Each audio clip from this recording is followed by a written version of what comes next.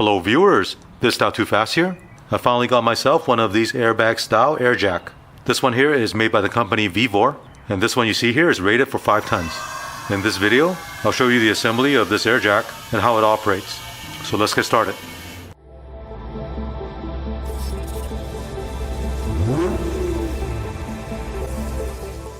This air jack comes packaged in this box. User manual. Installation hardware.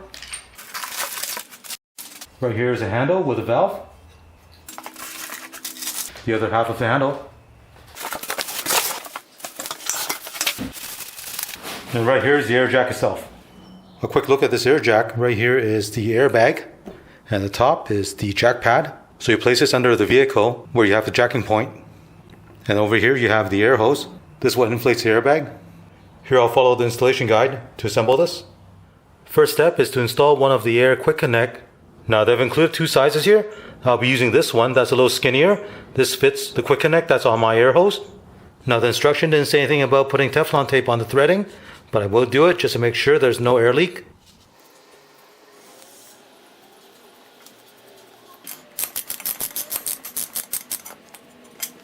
Next I'll assemble the 2 handle pieces.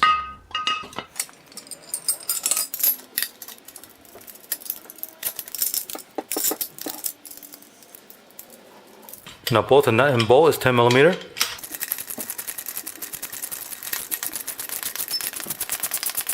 Now when you're assembling the handle, make sure you make note of the direction of this handle here. And on the other end, you have this notch. Now you can place this handle down onto the base and install the bolt and nuts. The bolt is 12 millimeter and the nut is 13 millimeter.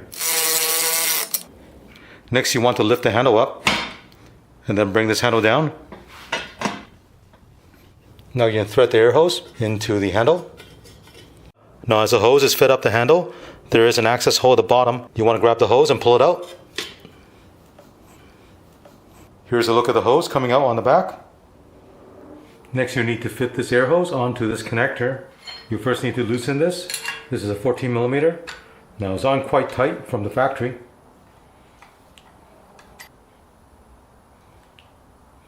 What you want to do is give it some slack and then cut off the extra hose that you have here.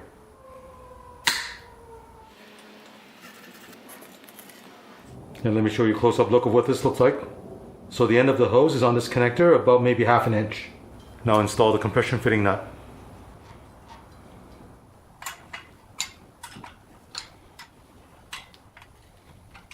Once everything is tightened, this hose is secured.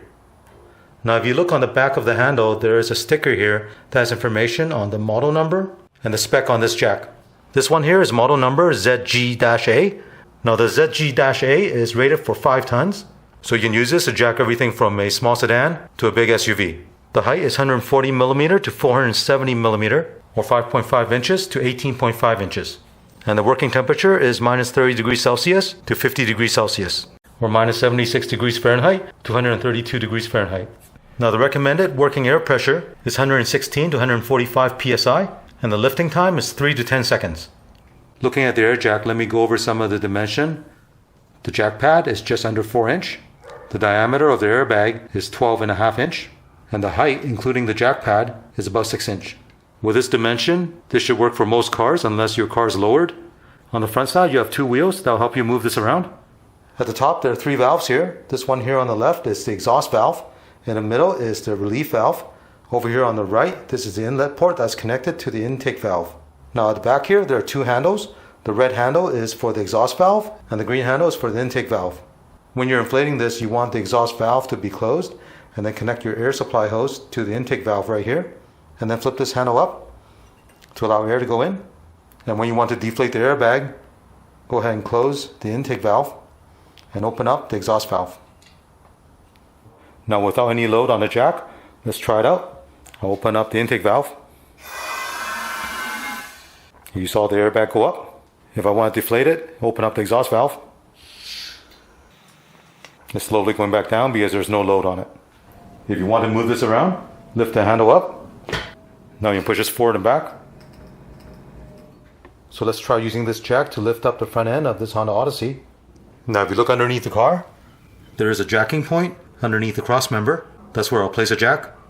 Now one thing you'll notice about this jack is the wheel's at the front and not the back, so I cannot just tilt this back and wheel it forward. What I can do is tilt the handle, put it into this other slot, and then tilt it, and then push it in.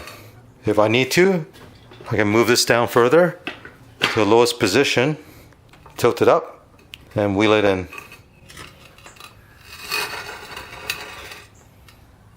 So right there, the jack is underneath the jacking point right now.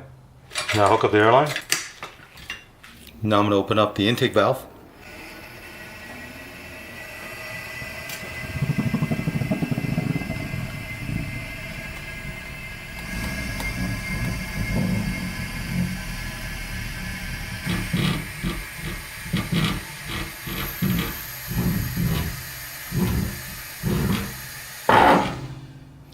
So right now both front wheels are off the ground. Now at this point, make sure you put jack stands underneath the jacking point and don't rely only on the air jack. Do the same thing on the other side. Now I'm going to slowly open up the exhaust valve to lower the vehicle onto the jack stands.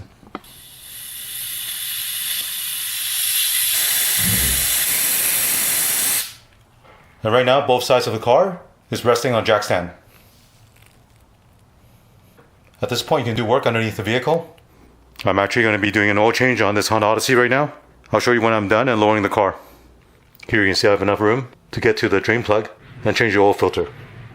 Okay, oil change is done. Now I'm going to raise the air jack up so I can remove my jack stands.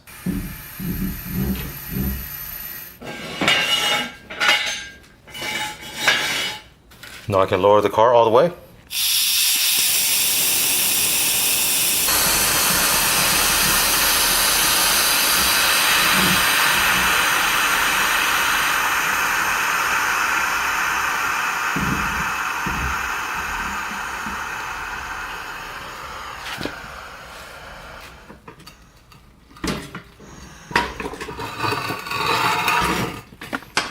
Now looking at the jack pad, it did put a little bit of indentation onto the top, but this is a pretty thick jack pad.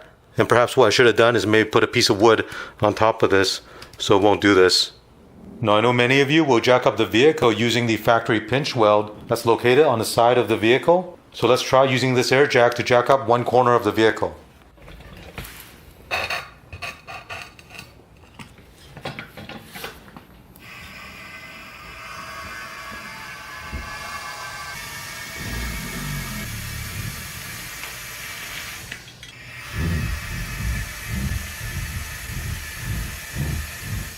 As you can see, this air jack is able to lift up the front driver's side wheel very quickly.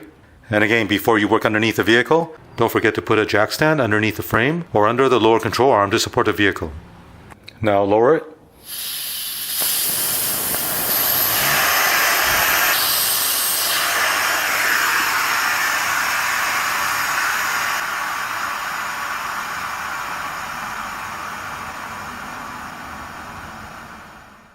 Here's a side-by-side look between the air jack and a regular floor jack. Now the jack pad area on the air jack does have a bigger footprint, but it's much shorter than the regular floor jack. And it doesn't require you to pump the handle to raise a vehicle. So if you have very limited space where it's hard for you to pump the handle, the air jack might be a better option. Another nice thing about this air jack is it doesn't take up a lot of space to store this. You can easily tuck this in a corner of your garage or at the shop. Overall, I think this is a good alternative to a regular floor jack. It's very simple to use, and with the airbag design, you can raise a vehicle much quicker than a traditional floor jack. Now I wish they had a better design with these valves.